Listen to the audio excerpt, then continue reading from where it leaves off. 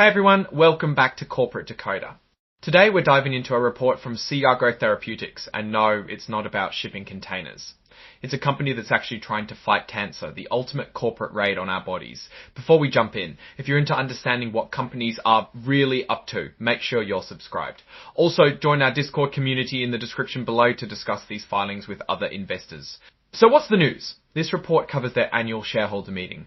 Basically, it's a recap of what decisions the owners of the company made about who's in charge and who's auditing the books. Not exactly thrilling spy novel material, but important for understanding the direction of the company. Let's start with what happened at the meeting. This report says that on June 18 of 2025, Therapeutics held its annual meeting. At this meeting, people who own stock in the company got to vote on some important things. These are the results of those votes. The first thing they voted on was who would be on the board of directors. Think of the board as the company's supervisors. Stockholders voted to approve Abraham Bassan, Kapil Dhingra, and David Lubner as directors. They're going to be in charge until the 2028 meeting. Let's look at how people voted. For Abraham Bassan, over 31 million people voted yes. About 465,000 voted to withhold, meaning they weren't in support. Then about 7-8 million didn't vote either way.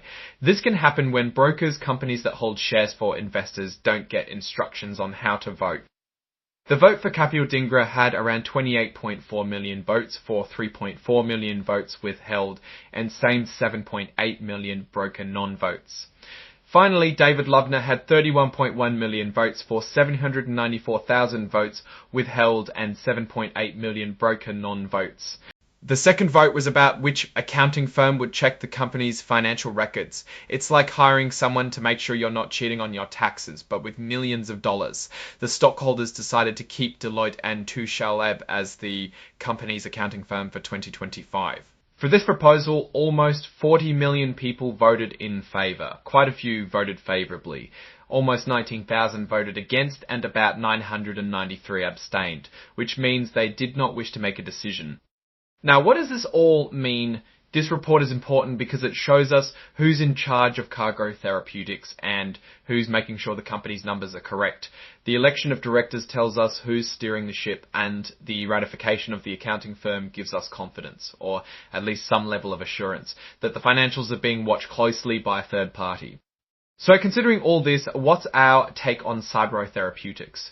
Well, the approval of directors suggests that the company is maintaining its course, at least for now. These are the people who will be making big decisions which could push the company forwards towards success.